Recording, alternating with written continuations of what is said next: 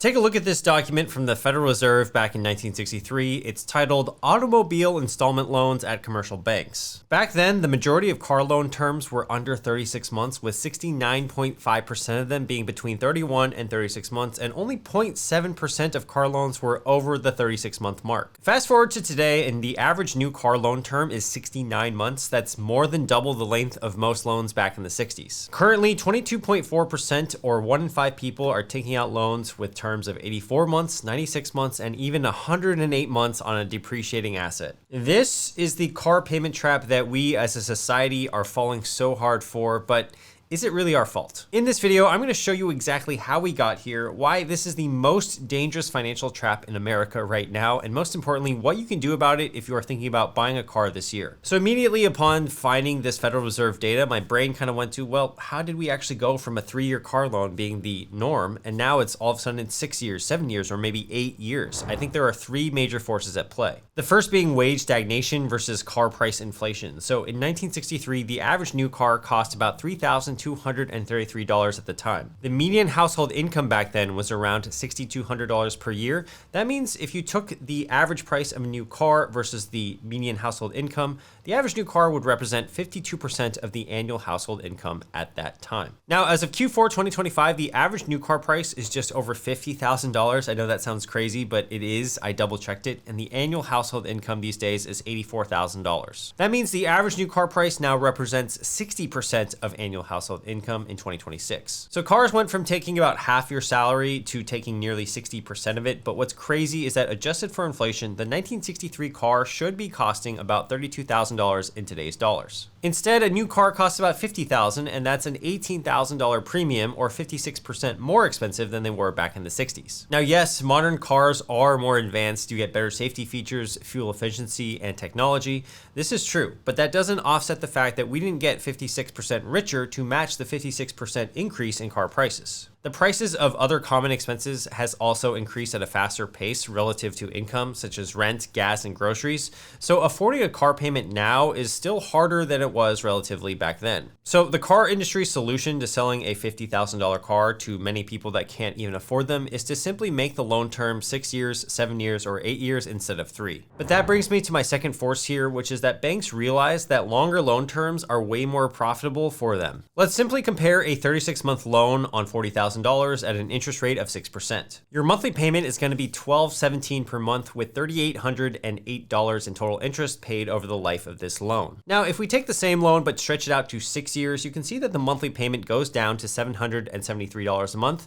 That's pretty nice, but the total interest you pay is $63.99 over the life of that loan. By stretching out the loan, the lender receives $25.91 more dollars from you, and you multiply this times the hundreds of thousands, if not millions, of car buyers, and you can see how lucrative this can get. And the genius part from their perspective is that the longer that you have a loan, the more opportunities there are going to be for, let's say, missed payments, which means more fees, or even worse, you are underwater on your car loan, which means that you can't refinance your car loan, and then you may even be tempted to roll your negative equity into a new long loan. So banks realize if they can normalize car loans to be longer, they can make way more money for every single car sold. But all of this wouldn't be possible without force number 3 today, which is that car manufacturers and dealers realize that longer loans help them sell more expensive cars. In America, when you visit a car dealership, they love to focus on what payments you can afford on a monthly basis. If you look at all the car commercials out there, of which there are so many, almost all of them will advertise a monthly payment at the end of those commercials. From a dealer's perspective, pretend your customer comes in and they can only afford $500 a month. Here are your options for them. They can either buy a $30,000 car with a 60-month loan, a $35,000 car with a 72-month loan, or a $40,000 car with an 84-month loan. To the customer, it's the same monthly budget, but selling a more expensive car might make your dealership more profit. So if car dealers are incentivized to sell pricier cars and car salesmen are also benefiting because they get a higher commission,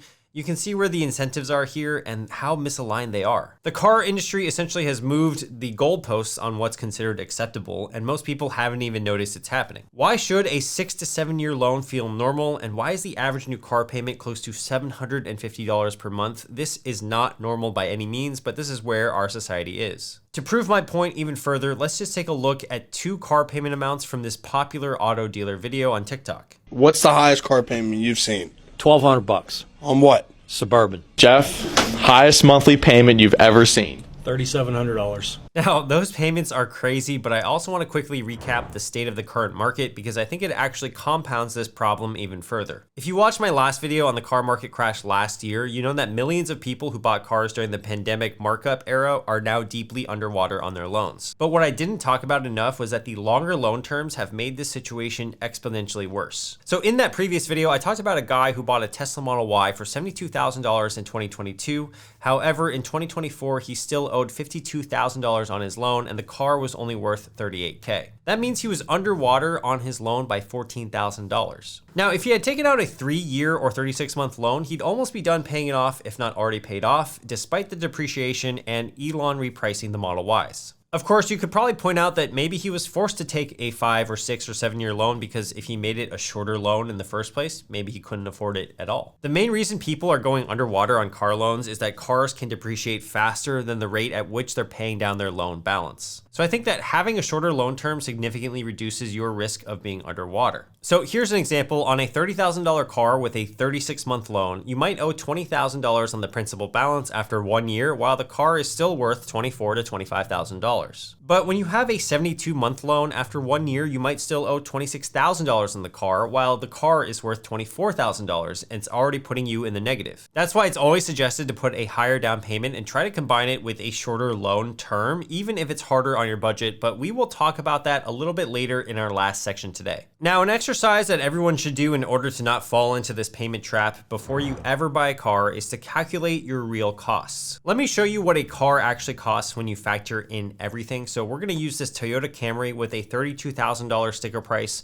and this is still far below the average new car price in America. Let's look at a 36-month loan where you put 20% down. Your down payment's going to be $7K and you're getting a loan on $25K. With an interest rate of 6.5%, you will have a monthly payment of $767 a month, and the total interest paid on this loan is $2612 over the course of this loan. Now, here's what your monthly payment might look like after you factor in gas, maintenance, and insurance costs, as well as your car payment. You're looking at about $1,200 a month. And this is pretty crazy. You would think that if you were shelling out $1,200 a month, you'd be able to afford something like a BMW 5 Series or something like that. That's a huge misconception and is the exact reason why so many people you see are driving fancy cars like lifted trucks or exotic, German cars, but they're in mountains of debt. Realistically, $1,217 a month all in on transportation payments is going to get you something like this Toyota Camry if you want to be within reason on your budget. Fast forward after the payments are over and your monthly cost with no car payment is still $500 a month. I did increase the maintenance cost here up $50 since as the car gets older, you'll naturally have to spend a little bit more per month. At year 6, that means the total that you paid in payments, insurance and maintenance and gas is $34,200. Your total car payments totaled $27,612, bringing your total cost of ownership to $61,812 over 6 years. The car at the end of that term is still worth about $18,000, so you want to subtract the value from your total cost of ownership,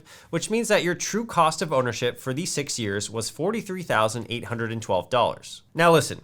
If you get a 6-year loan, the numbers are somewhat comparable. The only difference is that you will pay roughly $2,674 more in interest over the course of that loan. But the main kicker here is that if you opt for a 3-year loan, you will have 3 years with no car payments in years 4, 5, and 6. That's $767 a month you aren't paying during those years, versus if you had a 72-month loan, yes, you are paying a lower monthly payment of $420-ish a month, but you are making those payments the entire time you have that car. There's a lot of freedom to not having a car payment, including the risk of being underwater on your loan. You can also use the extra cash for other opportunities like investing, where that money could be earning you 7 to 8% annually in the market. Over those 3 years, for example, that could add up to over $30,000. So I think the trap here is that a long loan term keeps you trapped in payments longer, even if they are more technically affordable. All right, so what should you actually do about this if you need to buy a car this year in 2026 or maybe even next year? There are 5 strategies that I'd like to share with you today. So strategy number 1, think in total cost, not the monthly payment. You want to do this always if you can, because the dealer is focused on the monthly payment. You should be focused on the total cost. The easiest framework for this is to take your monthly transportation budget, multiply it by 36 months or maybe even 48 months, and then subtract your down payment. This gives you a very conservative price of a car to target. So for example, if you know that you can spend $500 a month on transportation,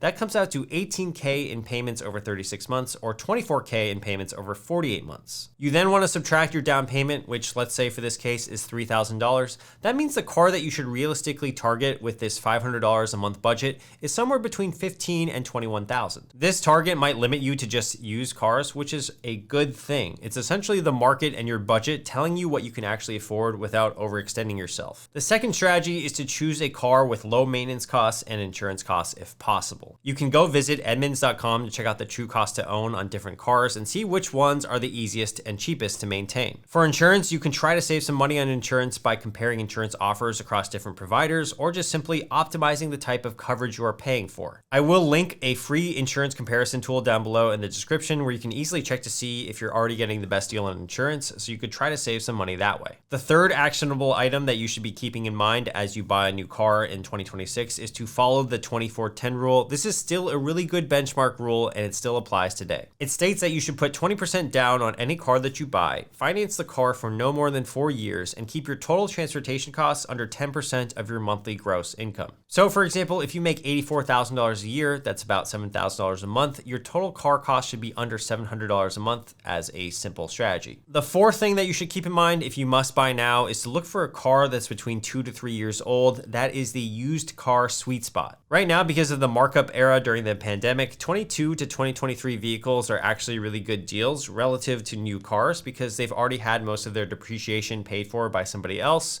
and you can still get a really good certified pre-owned car that feels like new. Let's use the Camry from earlier's example. A Camry brand new will cost you $32,000, but after 3 years, it might be worth $24,000. That's $8,000 in depreciation that someone else paid for you just if you buy it used, so I think that's always a good option. Now, strategy number 5 has to do with if you're currently in a long-term loan and feeling stuck, there are 3 options you can pursue if you find yourself in this situation. The first is to make extra principal payments. So if you're in a 72-month loan right now, you can shave off 12 to 24 months off of that loan if you're willing to pay an extra $100 or $200 a month in prepayments. You want to check that your contract allows for this, but most contracts you should be able to put down extra money towards the principal balance of that loan. The next is to simply drive it longer than the car loan. So if you're willing to pay off the car in 72 months, make sure you can at least drive it for a minimum of 3 to 4 more years with $0 car payments. The worst mistake here is rolling your loan into another long-term loan. That would be falling into the payment trap today. And the third option for you is that if you are feeling a little stuck is to try to refinance the loan. If your credit score has improved or interest rates drop, you could refinance the loan to a 36-month loan. The car payment might go up, yes, but at least you escape the trap faster and pay less in interest overall. In 1963, people took out 3-year car loans, paid off their cars, and drove them for years afterwards with no payment. It's certainly a lot harder to do that in 2026, but if you're watching this video and you want to compare yourself to the average American,